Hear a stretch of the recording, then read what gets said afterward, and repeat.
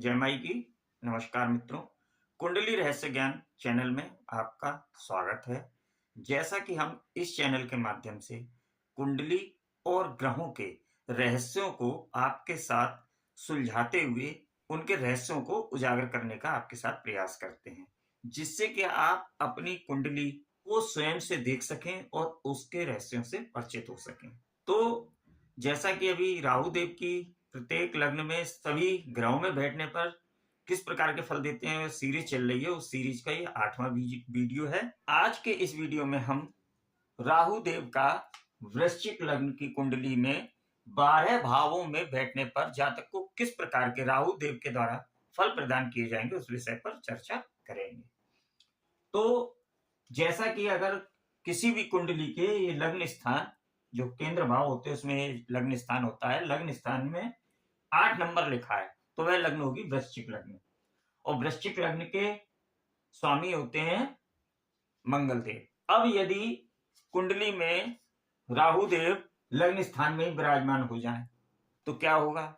अब सर्वप्रथम तो आपको ये अब ज्ञात हो गई कि राहु देव और मंगल देव में शत्रुता का भाव है और राहु देव बहुत ही बड़े छाया ग्रह हैं और ये जहां पर भी बैठते हैं वहां पर एक तरीके की क्या करते हैं, वृद्धि कर देते हैं। अब यहाँ पे लग्न स्थान में ही जब विराजमान हो गए और शत्रु राशि में विराजमान हो गए, विकट के शत्रु में मंगल देव, तो ऐसी स्थिति में क्या करेंगे, जातक के स्वभाव को बहुत ज्यादा चिड़चिड़ा कर देंगे। जातक के शारीरिक जो उसकी बनावट है उसमें कोई ना कोई दोष उत्पन्न कर देंगे, यानी कि उसको किसी प्रकार से क्षति पहुंचाएंगे। यहाँ पर उसको संबंधों को दूसरे लोगों के साथ उसके खराब कर देंगे, यानी कि किसी भी प्रकार से उसको सफल नहीं होने देंगे और तमाम तरीके की उसके बाधाएं उत्पन्न करते रहेंगे। 1 2 3 4 5 पंचम दृष्टि जो है वह शिक्षा भाव पे आएगी, संतान भाव पे आएगी। तो शिक्षा में, संतान उत्पत्ति में, उसमें भी बाधा उत्पन्न करेंगे। सप्तम दृष्टि वैवाहिक स्थान पर आएगी, विवाह में देरी उत्पन्न करेंगे, विवाह में बाधा उत्पन्न करेंगे। और नवम दृष्टि से पिता से संबंधों को खराब करेंगे, भाग्य का साथ नहीं उसको लेने देंगे, धर्म के विरुद्ध उसको कर देंगे, वो धर्म के विरुद्ध बातें करने लगेगा। तो कुल मिलाकर यहाँ पर बैठे राहु देव वृश्चिक जो लग्न है उस जातक को बहुत ही ज्यादा अशुभ फल प्रदान करेंगे। अब बात करते हैं यदि कुंडली के इसमें द्वितीय भाव में विराजमान हो जाए, अब क्या होगा। यहाँ पर आ गई धनु राशि। धनु राशि भी कोई बहुत ज्यादा राहु देव की मित्र राशि नहीं है, तो यहाँ से तो कम अशुभ फल प्राप्त होंगे, लेकिन यहाँ पर भी बहुत ज्यादा उसको शुभ फल प्राप्त नहीं होंगे। धन संचय में जातक को परेशानी होगी, कुटुंब से भी थोड़ी समस्याएं उत्पन्न होती रहेंगी और 1 2 3 4 5 यहाँ पर शत्रु को बढ़ा देगा, कर्जों से मुक्ति नहीं लेने देगा। एक कर्जा लेगा, दूसरा यहाँ पर कर्जा दिला देगा।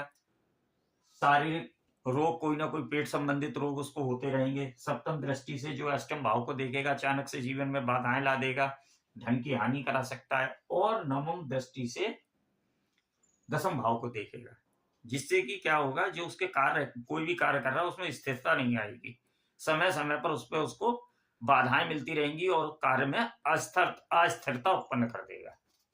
अब यदि कुंडली के तृतीय भाव में राहु देव विराजमान हो जाए, अब यहाँ पर राशि आ गई मकर।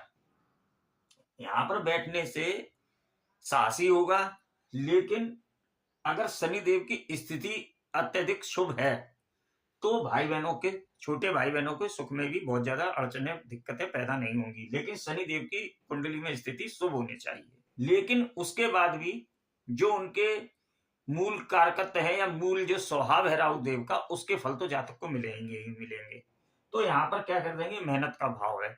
जातक कोई भी कार्य करेगा तो उसको सामान्य से अधिक मेहनत करने के बाद ही शुभ फल प्राप्त होंगे, सफलता प्राप्त होगी। और अगर शनि देव भी पीड़ित अवस्था में हो गए तो ऐसी स्थिति में छोटे भाई बहन के सुख में भी कमी देखने को मिलती है, पड़ोसियों से भी जो है बाधा उत्पन्न होती है। मेहनत तो यहाँ पर विकट की राहु देव कराएंगे ही कराएंगे। अब बात करते हैं कुंडली के चतुर्थ भाव की। तो मित्रों, आपसे एक छोटा सा अनुरोध है, यदि आपने मेरी पूर्व की वीडियो भी देखी है और ये वीडियो देख रहे हो और आपको वीडियो पसंद आती है, मेरे द्वारा दी गई जानकारी आपको समझ में आ रही है और कुंडली के रहस्यों से आप परिचित हो रहे हैं, तो कृपया करके वीडियो को लाइक कर दीजिए, चैनल को सब्सक्राइब कर दीजिए और वीडियो को अगर चाहें तो उसको शेयर भी कीजिए, जिससे मेरे द्वारा दी जा रही जानकारी अन्य लोगों तक भी पहुंचे और वह भी उससे लाभ प्राप्त कर सकें। तो बात कर रहे थे चतुर्थ भाव की, और चतुर्थ भाव में भी राशि आ गई कुंभ, जिसके स्वामी होते हैं शनिदेव, जो राहु देव के परम मित्र हैं, और ये शनिदेव की मूल त्रिकोण राशि है।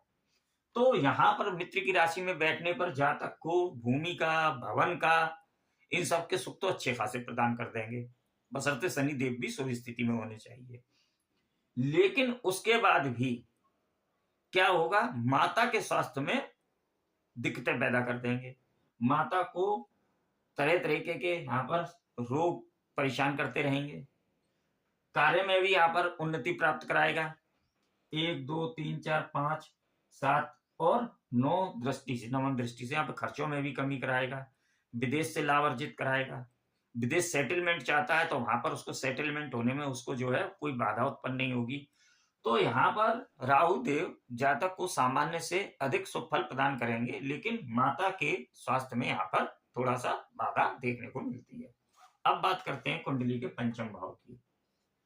अब पंचम भाव में भी राशि आ गई मीन राशि, जिसके स्वामी होते हैं गुरु बृहस्पति देव। अब यहां पर क्या हुआ, लग्नेश का भी शत्रु और जो राशि में बैठा है उसका भी शत्रु। तो ऐसी स्थिति में क्या कर देगा, शिक्षा में बाधा उत्पन्न कर देगा, संतान उत्पत्ति में, प्राप्ति में यहाँ पर बाधाएं उत्पन्न कर देगा।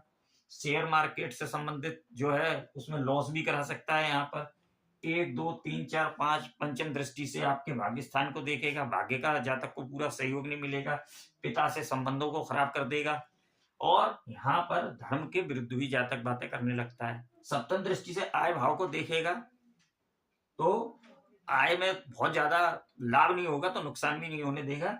लेकिन यहाँ से स्वास्थ्य को, नवम दृष्टि जब स्वास्थ्य को देखेगा तो स्वास्थ्य में भी कभी कभी समस्याएं देखने को मिलती हैं। अब बात करते हैं कुंडली के छठे भाव की। अब यहाँ पर फिर से देखिए बहुत अशुभ स्थिति में राहुदेव जातक को फल प्रदान करेंगे, क्योंकि लग्नेश और जो षष्ठेश हैं उन दोनों के स्वामी वो कौन हो गए, मंगल देव, जो परम शत्रु हैं। तो ऐसी स्थिति में राहुदेव क्या करेंगे, तरह तरह के रोग शरीर में उत्पन्न कर देंगे। कर्जे उसके समाप्ति नहीं होंगे, एक कर्जा वो निपटा पाएगा तब तक दूसरा कर्जा कर देंगे। शत्रु बहुत ज्यादा, रोग बहुत ज्यादा, यानी रोग ऋण शत्रु जनित समस्याएं हैं वह जीवन में बराबर उसके आती ही रहेंगी। एक समस्या से निपट पाएगा दूसरी समस्या आ जाएगी। 1 2 3 4 5 पंचम दृष्टि से दसम भाव को देखेगा, कार्यों में भी बाधा उत्पन्न करेगा। आपका व्यापार चल रहा है या आप नौकरी करते हैं तो राहु की दशा अंतर दशा में बहुत ज्यादा समस्याएं आ जाएंगी। हो सकता है कि आप व्यापार कर रहे हैं तो आपको चेंज करना पड़ जाए, नौकरी कर रहे हैं तो उसको छोड़ के दूसरी करने पड़ जाए, अस्थिरता उसमें ला देगा। सप्तम दृष्टि से खर्चों को बहुत ज्यादा बढ़ा देगा, और नवम दृष्टि यहाँ पर धन स्थान पर पड़ेगी तो संचित धन को खर्च करा देगा और धन को संचय नहीं करने देगा। अब बात करते हैं कुंडली के सप्तम भाव की। अब सप्तम भाव में राशि आ गई मित्र की, वृषभ राशि, जिसके स्वामी होते हैं शुक्रदेव, और राहुदेव और शुक्रदेव में मित्रता है। अब यदि कुंडली में शुक्रदेव की स्थिति बहुत अच्छी है, बहुत शुभ स्थिति में बैठे हुए हैं, तो क्या होगा, जातक के विवाह में कोई बहुत ज्यादा दिक्कत नहीं आएगी। 1 2 3 4 5 यहाँ पे भी मित्र की राशि है, तो आय में वृद्धि करेगा, और बड़े भाई बहनों से भी जो है वह लाभ उत्पन्न कराएगा और सहयोग प्रदान होगा, मित्रों का भी सहयोग मिलेगा। सप्तम दृष्टि से लग्न स्थान को देखेगा तो स्वास्थ्य में थोड़ी सी दिक्कत उत्पन्न कर सकता है, और नवम दृष्टि से जो है वह तृतीय भाव को देखेगा तो वहां से छोटी छोटी यात्राओं से भी लाभ होगा। यानी यहाँ पर बैठे राहुदेव छोटे भाई बहन, बड़े भाई बहनों को भी सुख प्राप्त प्रदान कराते हैं, उनसे संबंधों में भी सुधार लाते हैं और इनकम में भी वृद्धि करते हैं। लेकिन स्वास्थ्य के लिए यहाँ पर थोड़ा सा सचेत रहने के लिए जातक को आवश्यकता रहेगी। अब बात करते हैं कुंडली के अष्टम भाव की। देखिए अष्टम का राहु कभी भी शुभ नहीं होता है, क्योंकि दुखों का भाव है, कष्टों का भाव है, पीड़ा का भाव है। अब यहाँ पर राशि आ गई मिथुन राशि। अगर बुध देव की स्थिति बहुत ही ज्यादा शुभ है तो भले थोड़ा बहुत राहत मिल जाए, अन्यथा की स्थिति में यहाँ पर भी बैठे राहुदेव जातक को परेशान करके रख देंगे। समय समय पर बार बार बाधाएं आ जाएंगी, कोई भी कार्य करेगा, भूमि भवन वाहन संबंधित बाधाएं, माता के स्वास्थ्य को बहुत ज्यादा क्षति पहुंचाएगा। 1 2 3 4 5 खर्चों को बहुत ज्यादा बढ़ा देगा। सप्तम दृष्टि से धन भाव को देकर धन की हानि करा देगा, धन को संचय नहीं करने देगा, यानी कि कोई कार्य करेगा तो उसमें बाधा आ जाएगी। तो कुल मिलाकर यहाँ पे बैठे राहुदेव जातक को अशुभ फल प्रदान करेंगे। अब बात करते हैं कुंडली के नवम भाव की। अब देखिए नवम भाव भी ये क्या हो गई, राशि आ गई यहाँ पे कर्क, जिसके स्वामी होते हैं चंद्रदेव। देखिए नवम भाव में राहु देव बहुत ही अशुभ फल जातक को प्रदान करेंगे। यहाँ पर लग्नेश के भी शत्रु और जिस राशि में बैठे हैं उस राशि के भी शत्रु, तो ऐसी स्थिति में क्या करेंगे, पिता से संबंधों को खराब कर देगा। जब भाग्य का जातक को साथ नहीं मिलेगा, धर्म के विपरीत वह बातें करने लगेगा, धर्म से उसको जो है वह हानि होगी। अन्य धर्मों में की बढ़ाई करेगा, लेकिन अब जिस धर्म का होगा उस धर्म के जो है वह बुराई करेगा, उसके विपरीत कार्य करेगा। पंचम दृष्टि जो है लग्न पर स्थान पर पड़ने से स्वास्थ्य को क्षति पहुंचाएगा, स्वास्थ्य में जो है दिक्कतें उत्पन्न कर देगा। सप्तम दृष्टि से तृतीय भाव को देखेगा, छोटे भाई बहनों के सुखों में कमी कर देगा, उनसे दिक्कतें उत्पन्न कर देगा। छोटी छोटी यात्राएं जातक को करने पड़ जाएंगी, और कोई भी कार्य करेगा तो उसमें अत्यधिक मेहनत करने के बाद ही जातक को सफलता मिल पाएगी। नवम दृष्टि से शिक्षा को बाधित कर देगा, संतान उत्पत्ति में बाधा उत्पन्न करने देगा, संतान का सुख प्राप्त नहीं करने देगा, और उच्च शिक्षा प्राप्ति में तो बहुत ही ज्यादा दिक्कतें जातक को उठानी पड़ जाएंगी। अब बात करते हैं कुंडली के दसम भाव की। दसम भाव में राशि आ गई सिंह राशि। अब क्या हुआ, एक तो लग्नेश परम शत्रु और जिस राशि में बैठा है सूर्यदेव की राशि सिंह राशि, सूर्यदेव भी परम शत्रु, क्योंकि सूर्यदेव को तो ग्रहण ही लगा देता है। तो ऐसी स्थिति में वृश्चिक लग्न में सबसे अत्यधिक जो अशुभ फल राहु देव के द्वारा जातक को मिलेंगे वो मिलेंगे दसम भाव में बैठने से राहु देव के। यहां पर क्या होगा, किसी भी कार्य को उसमें स्थिरता नहीं आने देगा। कोई भी कार्य अगर व्यापार कर रहा है तो बार बार उसको व्यापार में हानि हो जाएगी, व्यापार में सफलता नहीं प्राप्त करने देगा। अगर जातक नौकरी करता है तो ऐसी स्थितियां उत्पन्न कर देगा कि मालूम चला साल भर 1.5 साल 2 साल चल पाई नौकरी, तो फिर हो, और दशा अंतर दशा में तो बिल्कुल ही अगर नौकरी कर रहा होगा तो नौकरी छूट जाएगी, और अगर व्यापार कर रहा होगा तो व्यापार में अत्यधिक हानि जातक को उठानी पड़ सकती है। पंचम दृष्टि से धन भाव को देखेगा तो धन संचय नहीं करने देगा, धन प्राप्त नहीं करने देगा। सप्तम भाव से माता को कष्ट तो पहुंचाएगा ही पहुंचाएगा स्वास्थ्य में, और भूमि भवन इन सब में भी दिक्कतें कर देगा, एक्सीडेंट भी यहाँ पर करा सकता है। और नवम दृष्टि से यहाँ पर क्या है, कर्जे बढ़ा देगा, शत्रु जो है बार बार बाधाएं परेशान करेंगे जातक को, तो यहाँ पर जातक को बहुत ज्यादा अशुभ फल प्रदान होते हैं। अब बात करते हैं कुंडली के एकादश भाव की। यहाँ पर राशि आ गई कन्या राशि, जिसके स्वामी होते हैं बुधदेव, जो राहु देव के मित्र हैं, एक तरीके से परम मित्रों में से हैं। अगर कुंडली में बुध देव की स्थिति बहुत ही शुभ है, अच्छे बलाबल में बैठे हुए हैं, हर तरीके से शुभ है, तो ऐसी स्थिति में जातक को अपने बड़े भाई बहनों से सहयोग प्राप्त होता है, उनका सहयोग प्राप्त होता है और उनसे लाभ भी होता है, मित्रों से भी लाभ होता है, और यहाँ पर आय में भी कोई बाधा उत्पन्न नहीं करते हैं, और जातक को आय बराबर प्राप्त होती रहती है। 1 2 3 4 5 पंचम दृष्टि वही तृतीय भाव पे फिर से पड़ेगी, तो छोटे भाई बहनों से भी लाभ दिलाएंगे, क्योंकि यहाँ भी मित्र की राशि है, और छोटी छोटी यात्राओं से भी जातक को लाभ की प्राप्ति होगी। सप्तम भाव से जो है वह पंचम भाव को देखेंगे तो संतान सुख में भी वृद्धि करेंगे, और पुत्र संतान उत्पत्ति होती है जातक को। दूसरी बात, यहाँ पर शिक्षा में भी कोई बहुत ज्यादा बाधाएं उत्पन्न नहीं होंगी, और नवम दृष्टि से वैवाहिक स्थान को देखेंगे, यहाँ पर भी मित्र की राशि है, तो विवाह में भी बहुत ज्यादा दिक्कतें उत्पन्न नहीं होती हैं, और जातक को अच्छा जीवन साथी यहाँ पर दिलाते हैं। तो कुल मिला के अगर बुध देव की कुंडली में स्थिति सही है तो एकादश भाव में बैठे राहु देव जातक को अच्छे फल प्रदान करेंगे। अब बात करते हैं कुंडली के द्वादश भाव की। देखिए यहाँ पर भी राशि जो आ गई वह आ गई तुला राशि, जिसके स्वामी शुक्रदेव होते हैं, मित्र हैं, लेकिन यहाँ पर बैठे राहु देव फिर भी जातक को बहुत अधिक जो है वह शुभ फल प्रदान नहीं करेंगे, और जातक को अशुभ फल ही अधिक प्रदान करेंगे।